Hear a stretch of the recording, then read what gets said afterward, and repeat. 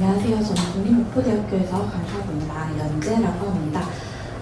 저는 오늘 미국 뉴욕이라는 공간에서 한식이 어떻게 현지화되었는지를 다룰 예정인데요. 사실상 이제 배영동 교수님과 배진숙 교수님 논문을 제가 공부를 하면서 이 미국 뉴욕이라는 곳을 박사학위 논문을 좀 써봐야겠다는 생각에서 2021년에서 2022년에 제가 조사를 했었고, 그래서 제가 이제 2024년에 박사로 졸업을 할 수 있었는데요.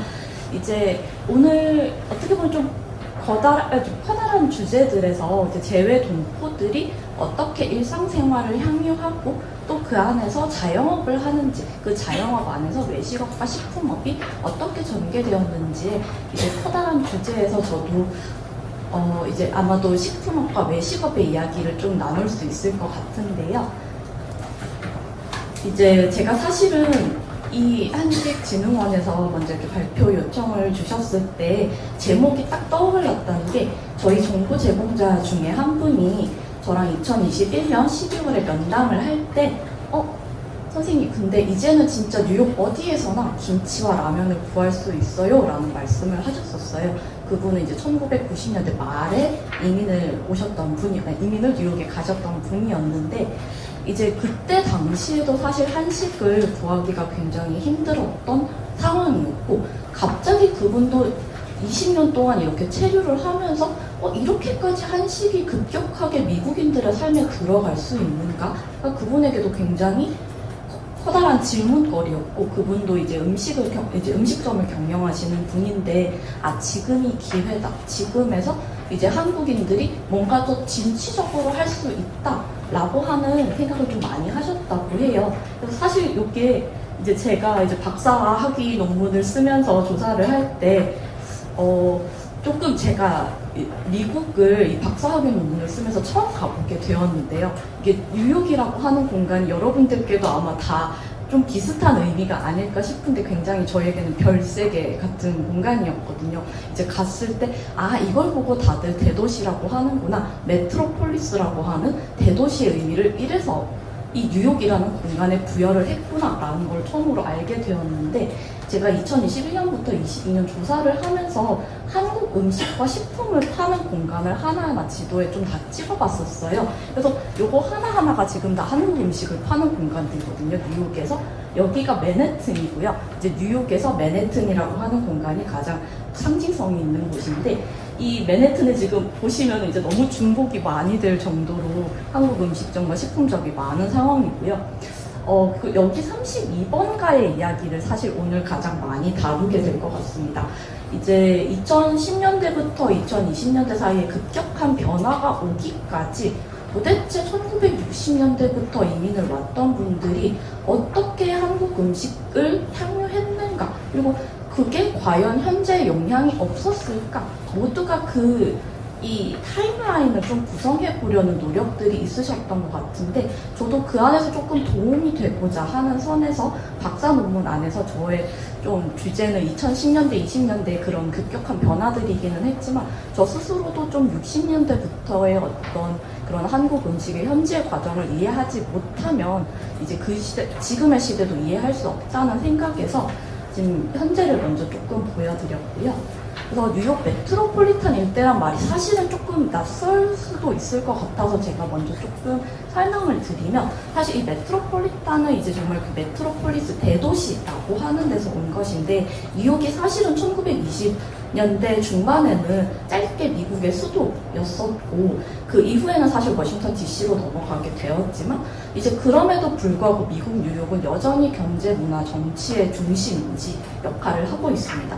이제 유엔의 본부도 사실상 뉴욕에 있고, 이제 1960년대에 이제 그 뉴욕 한인회 건물과 이런 것들이 좀 생기기 시작을 했는데, 그렇게 되면서 이 뉴욕이라고 하는 곳이 상징성을 가지고, 이 메트로폴리탄 일대라고 하는 건 사실 뉴욕주의 뉴욕시가 이제 우리가 흔히들 알고 있는 뉴욕이고, 그 안에서도 맨해튼, 이제 그 엠파이어 스테이트 빌딩 혹시 다들 아실지 모르겠는데 거기가 있는 곳이 맨해튼이거든요.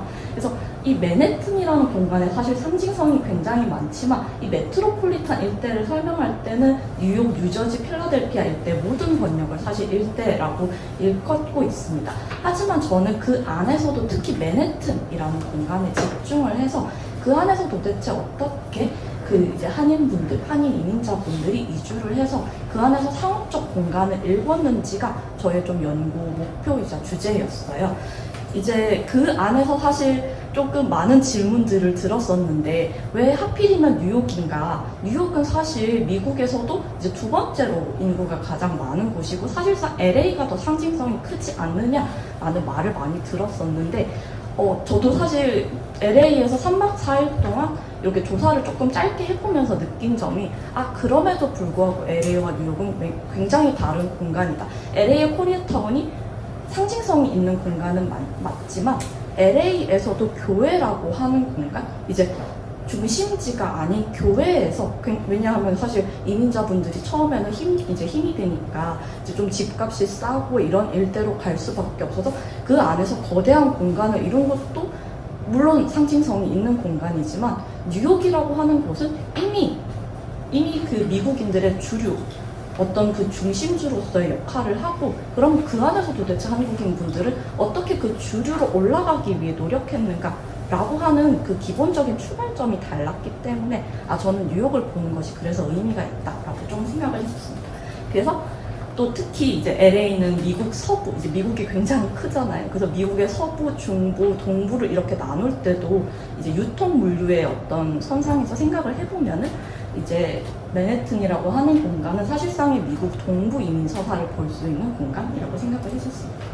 그래서 저는 오늘 좀 60년대, 70년대, 이제 8, 90년대, 2000년대까지의 어떤 일대기를 조금 간략하게 설명을 드리려고 해요. 이제 64년도에서 65년도에 뉴욕 박람회로 해서 이제 뉴욕의 이민사가 처음 시작을 하는데요. 이제 요게 저는 좀 도입 과정이라고 생각을 했고, 그리고 이제 아까 배진수 선생님께서도 말씀을 해주셨듯이 코리아타운의 발전과 함께 외식업이 성장을 하는데, 이제 그 안에서 이 한인타운이라고 하는 것이 어떻게 도대체 또 음식업에 영향을 미쳤는가를 좀 설명드릴 수 있을 것 같습니다. 그리고 이제 아마 다들 궁금해하실 왜 이렇게 2020년대에 와서 미국인들이 이렇게 한국 음식을 사랑하게 되었는가, 주류로 받아들이게 되었는가 해서 조금 그 주류가 되는 한국 음식에 대한 얘기를 현지화로 풀어드릴 수 있을 것 같습니다. 그 이제 배용동 교수님께서도 이제 문화접변과 혼종성에 대한 얘기를 많이 해주셨는데, 저도 이 문화접변과 혼종성에 대한 당연한 그런 그 이론적인 논지를 가지고 있었지만 그 안에서도 제가 조금 중시했던 거는 개인 자영업자들의 자율성 문제였어요.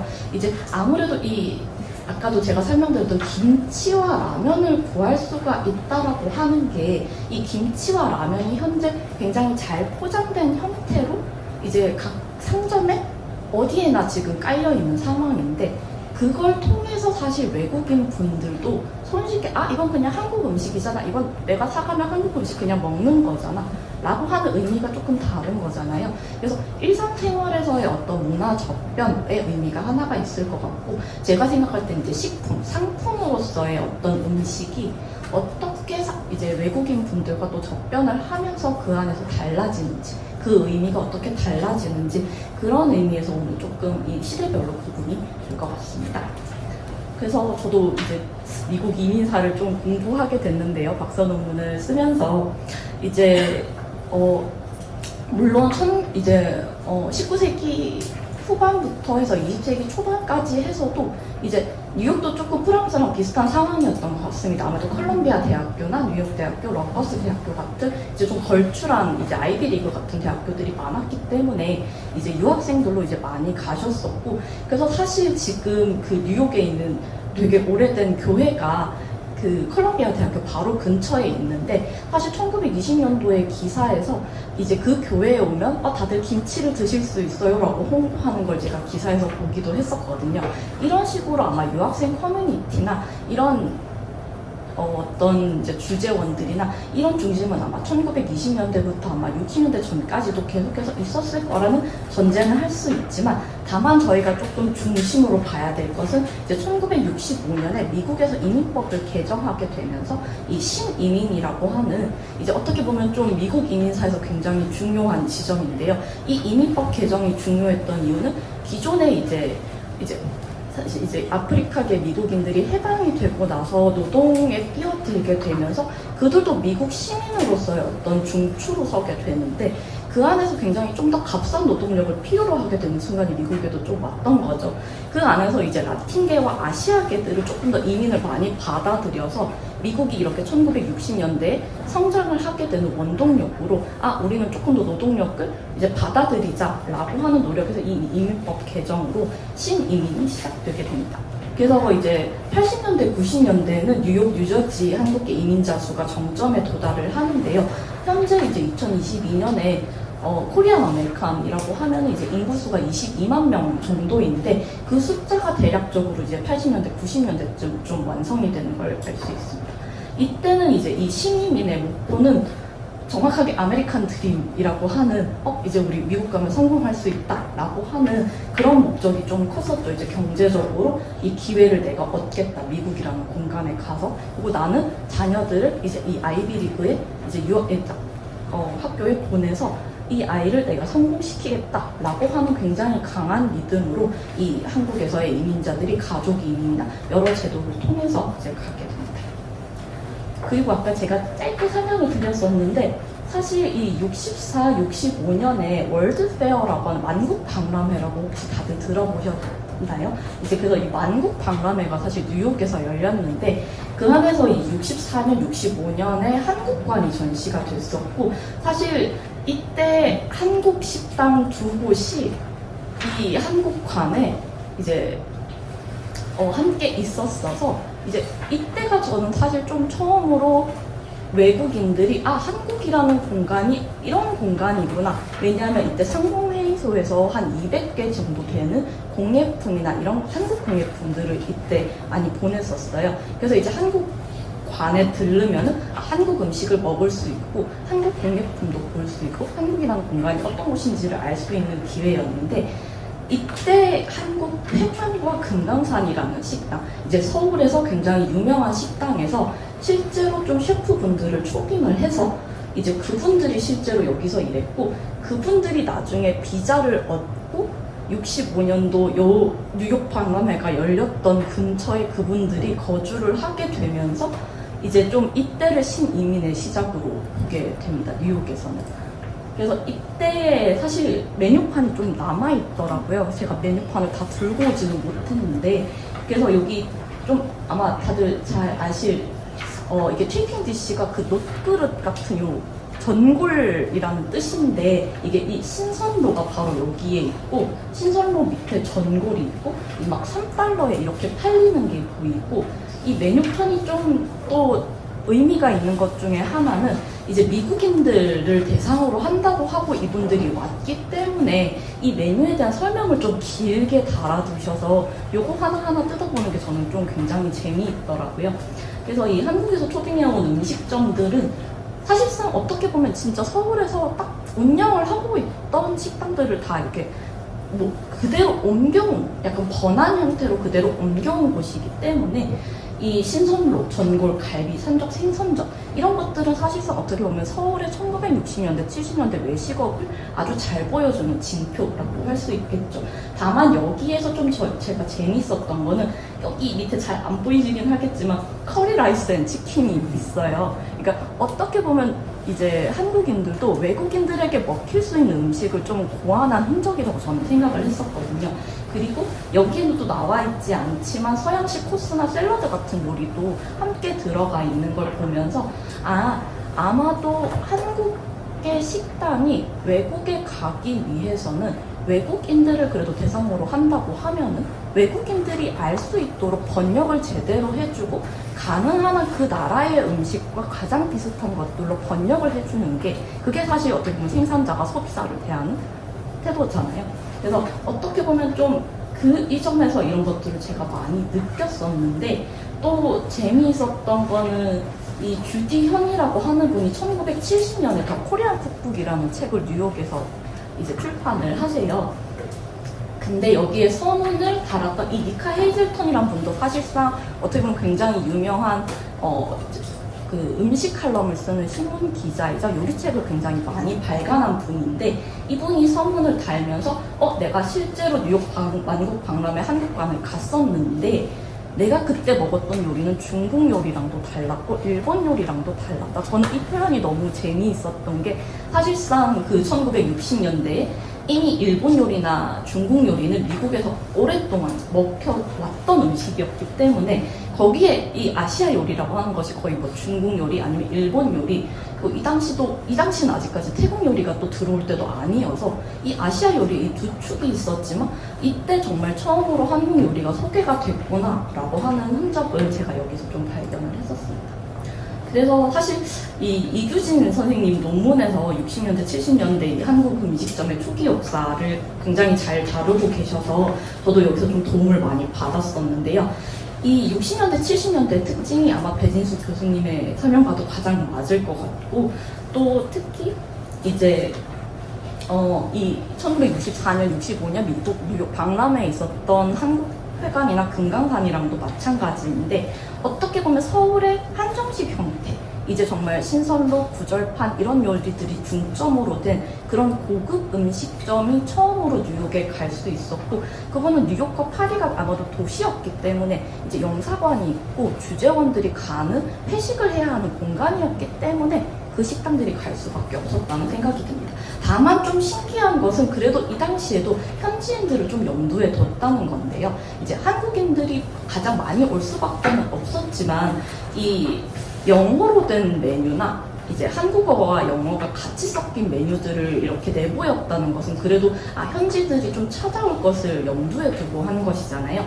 그래서 어떻게 보면 또 이런 한국 음식점들이 이제 그대로 갔었을 때에 외국인들이 우리 이제 한국 음식점에도 들러주면 좋겠다라고 하는 어떤 홍보 방식이 신문에서도 굉장히 등장을 하고요.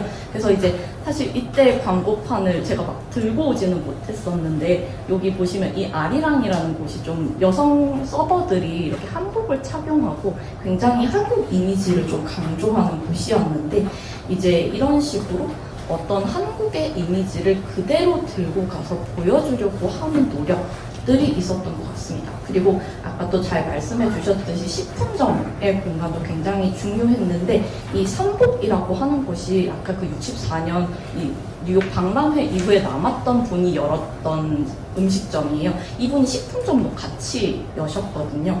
그래서 이 삼복식품이라는 곳이 이제 미국 뉴욕 맨해튼에서도 굉장히 좀 번화가에 위치한 곳이었는데, 이제 여기는 오리엔탈 식품점이어서 한국 식품만 파는 게 아니라 이제 일본과 중국 식품을 고루고루 파는 곳이어서 이제 여기에 관심이 있는 현지인이면 뭐든지 찾아올 수 있도록, 누구든지 찾아올 수 있도록 하는 공간이었고, 다만 이제 그래도 한국계 분이 운영을 하는 곳이었기 때문에 김치를 유리병에 넣어서 이렇게 팔았다고 합니다.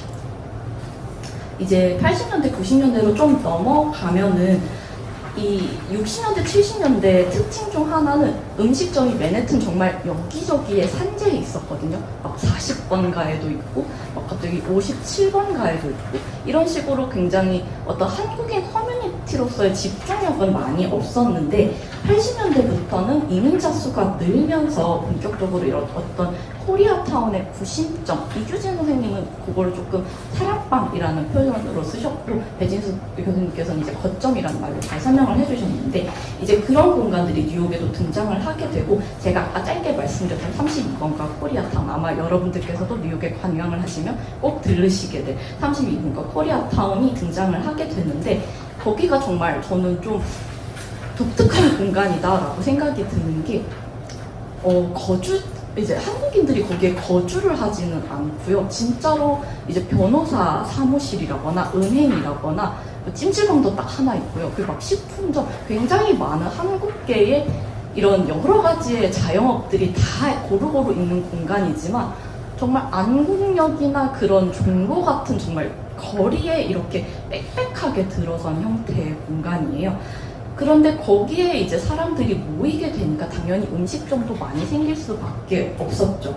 그리고 요 근처, 이 32번가 근처로 이 30번가부터 50번가대가 그때 이제 70년대부터 굉장히 아까 말씀해 주셨던 가발 산업, 의류 산업이 굉장히 폭발적으로 성장을 하던 시대예요. 왜냐하면 이 아까 잠깐 말씀드렸던 아프리카계 미국인들이 좀 돈을 벌게 되면서 이분들도 뭔가 소비를 하고 싶다는 열망이 생기고, 그래서 가발을 구매하고 나도 예쁘게 옷을 꾸며 입고, 그렇게 되면서 이제 공장을 굉장히 뉴욕에 안에도 많이 세우게 되는데, 한국인 분들이 처음 이민을 와서 잘 일하게 되는 공간이 바로 그런 공장들이었어요. 그래서 이 한국인 이민자들이 노동을 하고 난 뒤에 들를 수 있는 32번가 코리아타운이라고 하는 공간이 된 거고, 이 수요를 충족하기 위한 음식점들이 등장을 합니다. 그래서 앞서 말씀드렸던 한정식은 조금 이렇게 한풀이 꺾이고 굉장히 백반집 스타일에 가까운, 그리고 심지어 메뉴판이 굉장히 많아요. 그래서 정말 그냥 한국인 소비자가 가서 나 그냥 오늘은 좀 생선탕 먹고 싶은데 하면 그냥 즉석에서 만들어서 이렇게 주시기도 하는, 그래서 이 메뉴판이 굉장히 길어져서 정말 어떤 메뉴든지 주문할 수 있는 공간이 되는 순간이 80년대에서 90년대였습니다. 그리고 이때 또 이민자분들도 많이 들어오게 되면 아무래도 종교 커뮤니티나 이런 협회 같은 것도 많이 조직하게 되시잖아요. 그래서 회식을 하는 공간이기도 했어요, 음식점. 그래서 이거 이제 저희 정보 제공자 분 중에서 이제 한 분이 이렇게 잘 말씀을 해주셨는데, 이제 시장이 크지 않으니까, 이민자들은 많아지는 데 비해 음식점이 많지는 않으니까 이제 그래서 음식점이 굉장히 많은 메뉴를 제공하게 되었다라고 설명해 주시는 방식이고요. 그리고 이거는 조금 넘어가도록 하겠습니다. 다만 이제 좀 H마트 같은 공간이 이제 들어오게 되면서 굉장히 현재는 뭐 런던에도 가 있고 H마트라고 하는 그 상징성이 또 있잖아요. 그래서 이 아시아 식품이라는 데서 한국인들이 운영하는 아시아 식품 유통업이 이 70년대, 80년대에서도 굉장히 컸다는 것을 조금 말씀드리고 싶습니다. 그리고 제가 또 굉장히 중요하게 생각했던 지점은 현재 2010년대, 20년대에 이렇게 또 번성할 수 있었던 이유 중에 하나는, 이거는 LA와 파리와도 굉장히 다른 특징 중 하나인데요. 뉴욕에는 도매 시장이 굉장히 크게 맨해튼 근처에 있었어요. 그래서 이 헌츠포인트 농산물 시장과 풀트너 시장이라는 공간이 있었는데, 여기에서도 사실 한국계 이민자분들이 굉장히 많이 일을 하셨고, 그래서 어떻게 보면은 이 농수산품, 그리고 한국 식품들 이런 것들이 유통이 될 수 있었던 원인이 이 시장에 좀 있었던 거죠. 이제 한국에서 배를 이렇게 타고 식품들을 들여올 수 있는 것까지 발전시킬 수 있던 원동력은 또 이 시장들이라고 생각을 했었고요. 그리고 저는 이제 한국 농장도 조금 조사를 했었는데, 이제 1980년대부터 이제 한국의 이민자분들이 그래도 김치를 담궈야 되는데 언제까지 중국산 배추를 담글 수 없지는 않느냐 해서 이제 뉴저지나 이런 데 또 농지가 굉장히 이렇게 광활하게 있어요. 그래서 그 공간에다가 이제 막 깻잎도 뿌리기 시작하시고, 이런 것들이 다시 또 2010년대부터 한국 채소들이 좀 보이네? 라고 하는 순간들로 또 직결이 됩니다. 요거 같은 경우는 조금 설명이 길어질 것 같아서 많이 시간을 할애하지는 못할 것 같은데, 다만 이제 아까도 잠깐 설명드렸던 아메리칸 드림이랑도 연결이 되는 부분들이고, 또 특히 저는 어떻게 보면 굉장히 정보 제공자들을 늘 대하면서 느꼈던 지점들이 60년대, 70년대에 이렇게 한국의 산업 여군이 돼야 된다고 하는 그 원동력이 있잖아요. 그 시대 분들이 향유하는 그 감정들. 내가 이 국민으로서의 어떤 이 산업을 발전시켜야 되겠다. 그래서 새벽에 정말 일찍부터 일어나서 노동에 종사해야 된다라고 하는 그런 원동력이 있는데, 제가 식당에서 일하시는 분들을 뵈도 그렇고, 이제 정말 수산물 유통업을 하시는 분들도 그렇고, 그런 원동력들이 될 수밖에 없었던 데는 이제 아무래도 주류 사회에 편입하고자 하는 욕구와 더불어서 자녀 교육에 대한 열망들, 내가 어느 정도 이 사회에서 성공해야지 된다라고 하는 흐름들이 저는 식품업과 외식업에도 좀 관여를 했다고 생각을 합니다. 그리고 이제 1990년대에서 2000년대가 사실 2010년대에 정말 밑거름이 되는 순간이라고 저는 생각을 하는데, 이때 코리아타운이 굉장히 번성하게 되면서 뉴욕타임즈에서 관심을 많이 가지게 되고, 이 당시에 한국타운이나 뭐 한국 음식점에 대한 기사가 전년도에 비교해서 거의 2배 정도로 급성장을 하는 것들을 볼 수 있어요. 이때 당시가 또 굉장히 미국에서도 여피라고 하죠. 그 막 굉장히 좀 잘 사는 젊은이들이 나는 굉장히 다문화에 관심이 많은 존재들, 현재 아마 20대들이랑도 좀 비슷한 것 같은데 굉장히 새로운 문화를 받아들이는데 거침이 없잖아요.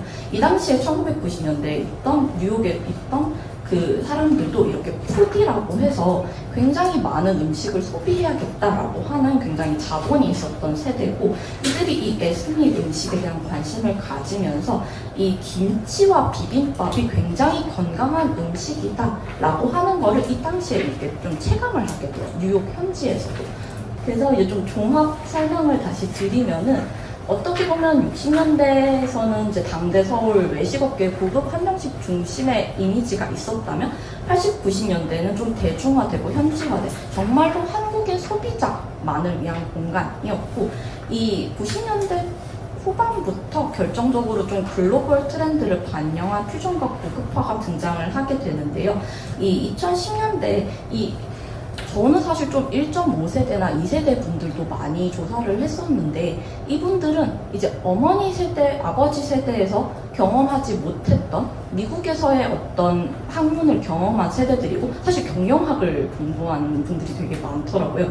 그분들이 나는 아버지 세대와는 조금 다르게 경영을 하겠다. 아버지 세대에는 이렇게 식품업을 조그맣게 약간 어떻게 보면 좀 구멍가게 비슷하게 하셨지만, 나는 이거를 늘려서 정말 나의 어떤 식품업으로 만들겠다라고 하는 순간들이 생기는데, 그게 아마 저는 좀 지금 2010년대에 보여지는 조금 더 많은 한국 식품들이 뉴욕, 이제 한국계가 아닌 식품점에서도 이 가판대에 계속해서 깔려나가는 그런 현상들을 좀 유도했다고 생각이 듭니다. 그래서 지금의 어떤 이 시대적인 관점에서 계속해서 이런 질문들이 좀 많이 반복이 되는 것 같아요. 어떻게 보면 한국인 소비자들은 한국에서의 한국 음식을 원하기 때문에 나는 정말 맛있는 한국 음식이 먹고 싶어서 이 식당을 간다라고 하는 어떤 이제 식당 주인분들이 계속해서 염두에 둬야 되는 상황인 거죠. 그래서 이런 것들이거나 혹은 현지인 소비자를 위해서 내가 이 한국적이지만 그렇지만 그럼에도 불구하고, 아까도 이제 일본인 분들도 김치가 젓갈이나 이런 것들이 좀 힘들어서 그런 것들 좀 조미료들 많이 빼기 시작하잖아요. 뉴욕도 조금 그랬거든요. 제가 보는 어떤 김치들, 제가 가서 먹었던 김치들도 겉절이 형태의 김치들이 굉장히 많았어요. 그래서 어떻게 보면 또 이 현지인 취향에 맞게 계속해서 한국적임을 조율해가는 과정이 분명히 뉴욕에도 있었던 거죠. 그래서 이제 마지막으로 이 2010년대, 20년대에서 우리가 이 현지화를 이해하려는데 왜 또 이렇게 급격한 변화가 생겼는지, 이제 왜 아까 이사장님께서도 말씀해 주셨던 한국 회관 같은 이런 것들이 계속해서 사라져 가는지, 이런 것들은 사실상 어떻게 보면 이 한국 음식이 굉장히 미국 주류에서도 미디어에서도 건강 음식이며 굉장히 한국인들의 어떤 굉장히 문화적인 아이덴티티를 우리는 더 알고 싶고 더 소비하고 싶다라고 하는 열망과 함께 덧붙여져서 이 자영업자 분들께서는 이제 외식 기업을 만들 정도로 전면화된 형태의 어떤 기업을 만들기 시작하셨고, 또 CIA라고 해서 뉴욕의 컬리너리 인스티튜트 오브 아메리카가 있잖아요. 거기 출신의 이제 셰프들이 다시 이제 한국 음식 파인다이닝을 다시 만드는 거기까지로 이어지고, 또 한국 식품 기업들도 이제 더 이상은 한국에만 머무르지 않고 글로벌 시장을 노리게 됨으로써 이런 식품들이 계속해서 외국 가판대에 깔려나가는, 그렇게 해서의 어떤 현지화라는 것을 좀 설명드릴 수 있을 것 같습니다. 네, 제 발표 들어주셔서 감사합니다.